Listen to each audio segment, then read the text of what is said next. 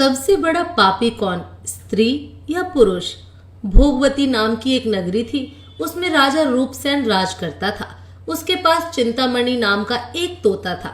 एक दिन राजा ने उससे पूछा, हमारा ब्याह किसके साथ होगा? तोते ने कहा, मगध देश के राजा की बेटी चंद्रावती के साथ होगा।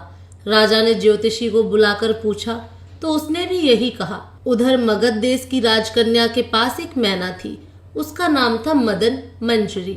एक दिन राजकन्या ने उससे पूछा कि मेरा विवाह किसके साथ होगा? तो उसने कह दिया कि भोगवती नगर के राजा रूपसेन के साथ। इसके बाद दोनों का विवाह हो गया।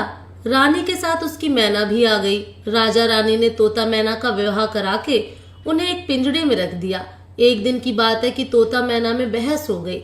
मैना ने कहा, आदमी बड़ा पापी, दगाबाज और अधर्मी होता है। तोते ने कहा, स्त्री झूठी, लालची और हत्यारी होती है। दोनों का झगड़ा बढ़ गया तो राजा ने कहा, क्या बात है, तुम आपस में लड़ते क्यों हो? मैना ने कहा, महाराज, मर्द बड़े बुरे होते हैं। इसके बाद मैना ने एक कहानी सुनाई। ईलापुर नगर में महाधन नाम का एक सेठ रहता था। विवाह के बहुत दिनों के बाद उसके घर एक लड़का पैदा हुआ। सेठ ने उसका बड़ी अच्छी तरह से लालन पालन किया, पर लड़का बड़ा होकर जुआ खेलने लगा। इस बीच सेठ मर गया। लड़के ने अपना सारा धन जुए में खो दिया। जब पास में कुछ न बचा तो वह नगर छोड़कर चंद्रपुरी नामक नगरी में जा पहुंचा। वहां हेमगुप्त नाम का साहूकार रहता था।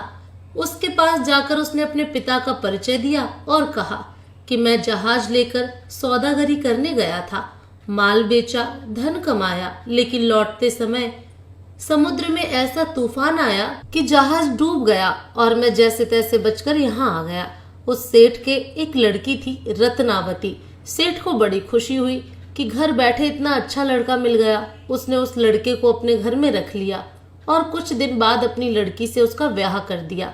दोनों वहीं रहने लगे। अंत में एक दिन वहां से विदा हुए।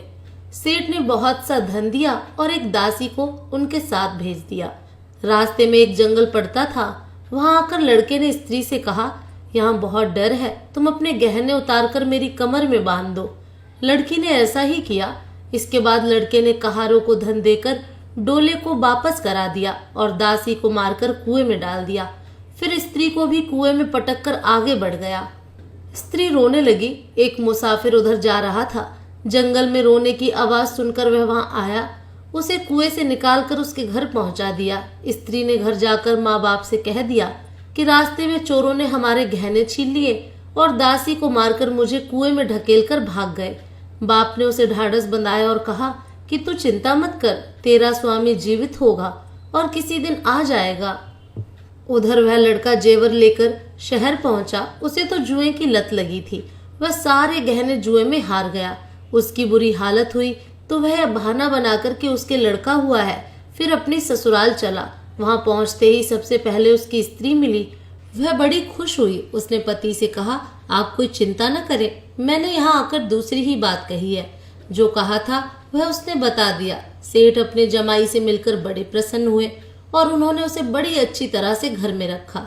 कुछ दिन बाद एक रोज जब वह लड़की गहने पहने सो रही थी, उसने चुपचाप छुरी से उसे मार डाला और उसके गहने लेकर चंपत हो गया। मैना बोली, महाराज, यह सब मैंने अपनी आंखों से देखा। ऐसा पापी होता है आदमी। राजा ने तोते से कहा, अब तुम बताओ कि स्त्री क्यों बुरी होती है? इस पर तोते ने यह कहानी सुनाई। कंचनपुर में सागर दत्त नाम का एक सेठ रहता था। उसके श्रीदत्त नाम का एक लड़का था। वहां से कुछ दूर पर एक और नगर था, श्री विजयपुर। उसमें सोमदत्त नाम का एक सेठ रहता था। उसके एक लड़की थी, वह श्रीदत्त को ब्याही थी। ब्याह के बाद श्रीदत्त व्यापार करने परदेश चला गया। 12 बरस हो गए और वह न आया तो जयश्री व्याकुल होने लगी।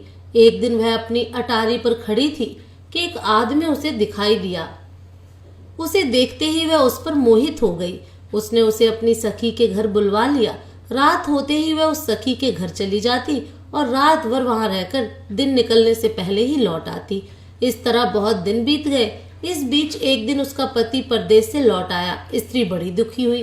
अब वह क्या करे? पति हारा थका था।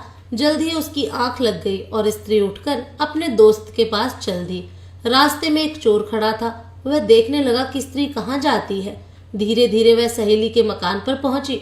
चोर भी पीछे पीछे गया। संयोग से उस आदमी को सांप ने काट लिया था और वह मरा पड़ा था। स्त्री ने समझा सो रहा है।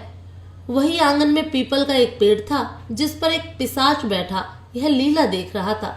उसने उस आदमी के शरीर में प्रवेश करके उस स्त्री की नाक काट ली और फिर उस आदमी की देह से निकलकर पेड़ पर जा बैठा। स्त्री रोती हुई अपनी सहेली के पास गई। सहेली ने कहा कि तुम अपने पति के पास जाओ और वहां बैठकर रोने लगो।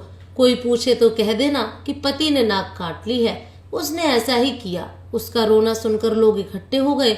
आदमी जाग उठा। उसे सारा हाल मालूम हुआ तो वह बड़ा दुखी हुआ। लड़की के बाप ने कोतवाल को खबर दे दी। कोतवाल उन सबको राजा के पास ले गया। लड़की की हालत देखकर राजा को बड़ा गुस्सा आया। उसने कहा, इस आदमी को सूली पर लटका दो। वह चोर वहां खड़ा था। जब उसने देखा कि एक बेकसूर आदमी को सूली पर लटकाया जा रहा है तो उसने राजा के सामने जाकर सब हाल सच सच बता दिया। बोला, अगर मेरी बात का विश्वास ना हो तो जाकर देख लीजिए, उस आदमी के मुंह में स्त्री की नाक है। राजा ने दिखवाया तो बात सच निकली। इतना कहकर तोता बोला, हे राजा, स्त्रियां ऐसी होती हैं। राजा ने उस स्त्री का सिर मुड़वाकर गधे पर चढ़ाकर नगर में घुमाया और शहर से बाहर छुड़वा दिया। यह कहानी सुनाकर तोता बोला, राजा बताओ कि दोनों में ज्यादा पापी कौन है?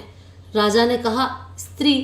तोता ने पूछा, कैसे? राजा ने कहा, मर्द कैसा ही दुष्ट हो, उसे धर्म का थोड़ा बहुत विचार रहता ही है, स्त्री को नहीं रहता, इसलिए वह अधिक पापिन है। राजा के इतना कहते ही बेताल फिर पेड़ पर जा लटका।